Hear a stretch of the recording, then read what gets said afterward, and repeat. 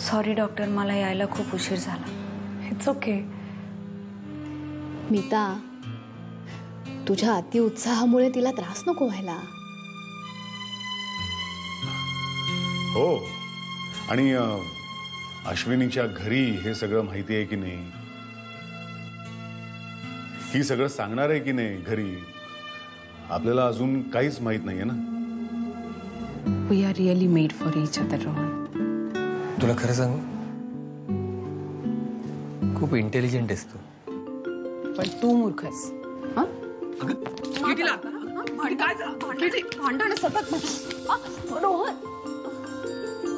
सोड ना. तुला कळतंय ना की हे बाळ दादाचं आणि नमिताचं नसून तुझं आणि मला माहिती आहे, आणि म्हणूनच मला तुझ्यासारखी मुलगी हवी होती. काही टेस्टसाठी तुला पॅथॉलॉजिकल लॅबमध्ये जावं लागेल. माझी नर्स असेल तुझ्याबरोबर. मी तिकडून परस्पर घरी गेलं तर चालेल ना? हो, रिपोर्ट्स आले की मी कळवीन तुला. अश्विनी, नक्की सगळ्या गोष्टी क्लिअर झाल्यात ना? एखादा प्रश्न आहे का मनात? नाही. चल मग निघूया. ये. अश्विनी आली का तुझ्याकडे? हो आली आहे, पण आत्ता नाही आहे ती इथे. नाही नाही नाही, मला तिच्याशी नाही, तुझ्याशीच बोलायचंय. कशी आहे ती? नीट आहे ना? कशी आहे म्हणजे बरी आहे, थोडी विचित्र वागते. वागू दे कशी पण, सुखरूप आहे ना पण ती? हो. बरं झालं बाई, जीवाला घोर लागला होता माझ्या. सुखरूप आहे की नाही. ठेवते फोन. अश्विनीला पाठवलंय मेडिकल टेस्टसाठी.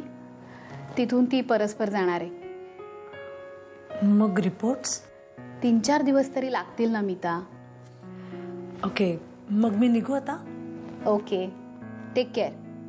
काळजी करू नको आणि शांत रहा. या, बाय. काळजाच्या गोष्टी एकमेकांशी शेअर करणारे आपण. तो समीर अमेरिकेला काय गेला, तू इतकी बदलून गेलीस.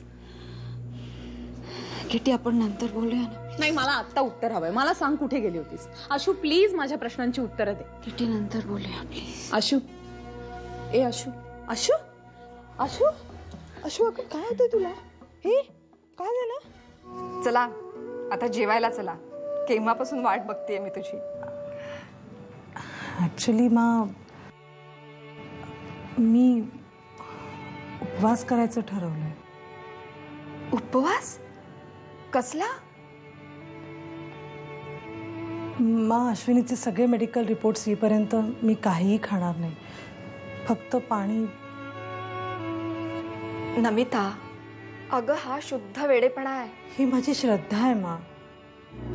दिवसभर घरातलं करून करून आणि दुष्यंताचं करून करून थकून जाते मी. लवकर मोकळं करा मला. तू जेव आणि झोप. आमचं आम्ही बघू. घराचे 2 पक्ष केव्हापासून झाले? तुमचा एक आणि माझा एक.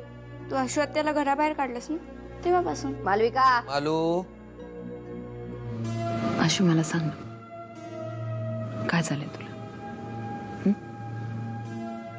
कसला एवढा विचार करतेस? काय बोलू? अशू, अशी गप्प बसलीस तर मला कसं कळणार? बोल ना जरा माझ्याशी. काय प्रॉब्लेम आहे तुला?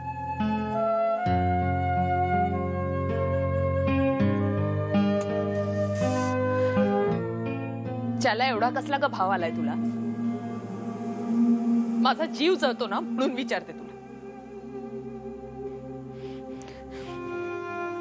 नको बोलूस ना, मला पण काय फरक पडला.